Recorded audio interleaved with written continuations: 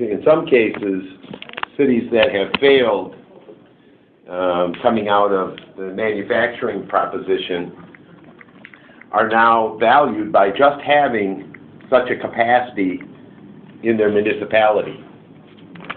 And we don't have one in Pontiac, but the Ottawa Towers has one, if you can believe that. Both towers have this capacity. And the value of that is that people will move from places that don't have it, especially young corporations, just for that capacity to be available to them. And it runs at 1 gigabyte, and I think that's important to include. So not only is it a fiber optic connection, it runs at 1 gigabyte speed. Okay. Which is an incredible fast. I don't know what 1 gigabyte means to the average person, right? Okay. I know what it is because you told me what it is. Right. So how do we say like record speed or like top speed? Well, that's a good question. How would one describe that so that the average person would recognize that?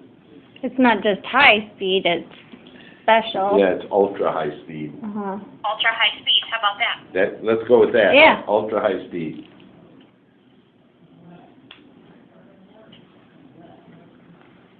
Okay. And I'm just thinking through, I mean, I have some talking points buried somewhere that has more of the asset aspects of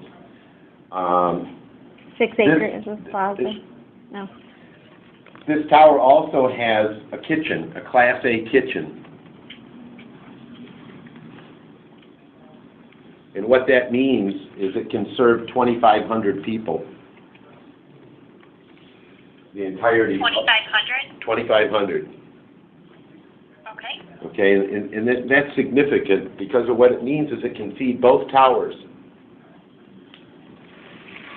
the workers. And I think another part of this is the fact that when we talk about the Ottawa Towers as an innovation district, and we talk about anchor tenants, they have the state of Michigan as an anchor tenant. I think that's important, because you can't get much better of an anchor tenant than the state of Michigan. Now, what they do within the context of that tower, well, that's a different discussion, but nonetheless, as an anchor tenant, the state of Michigan is pretty solid. And it represents several hundred jobs. I think something to that effect should be bulleted. New jobs.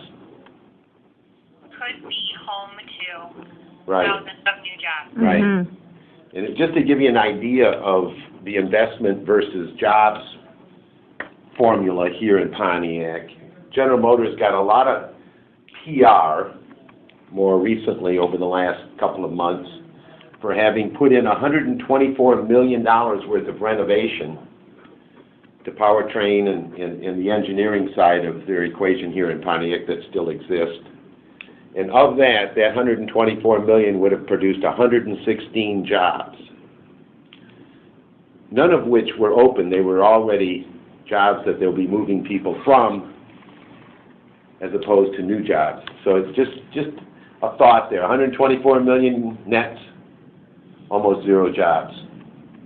And here we're advocating for not quite such a deep investment, and we're already talking about several hundred jobs.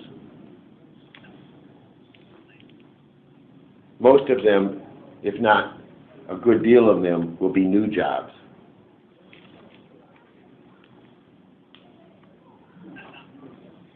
And again, I think these are the underlying foundational elements that speak volumes about the asset that represents.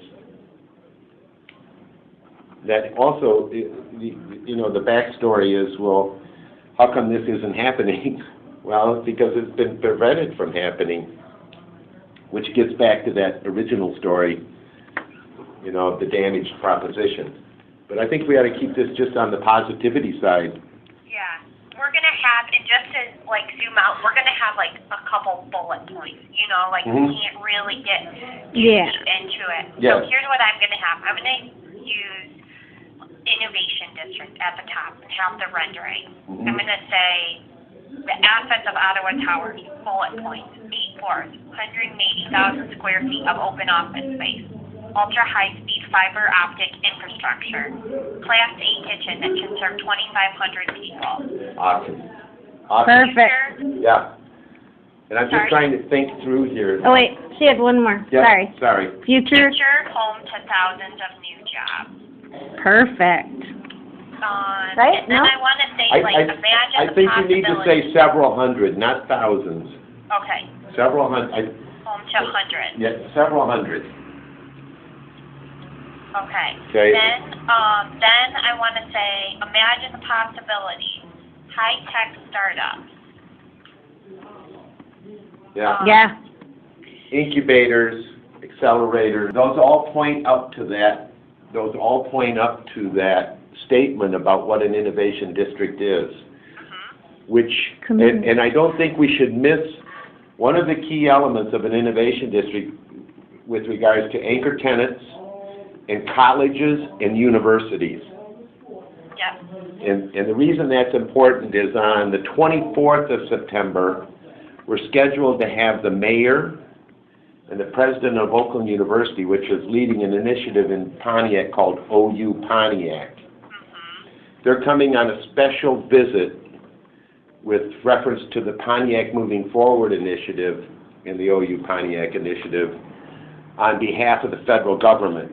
And they're visiting potential economic development hotspots in Pontiac.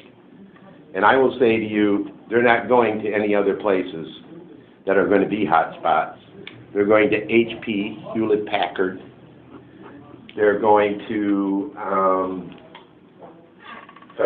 M1. Concourse, which is a condominium facility for Cars.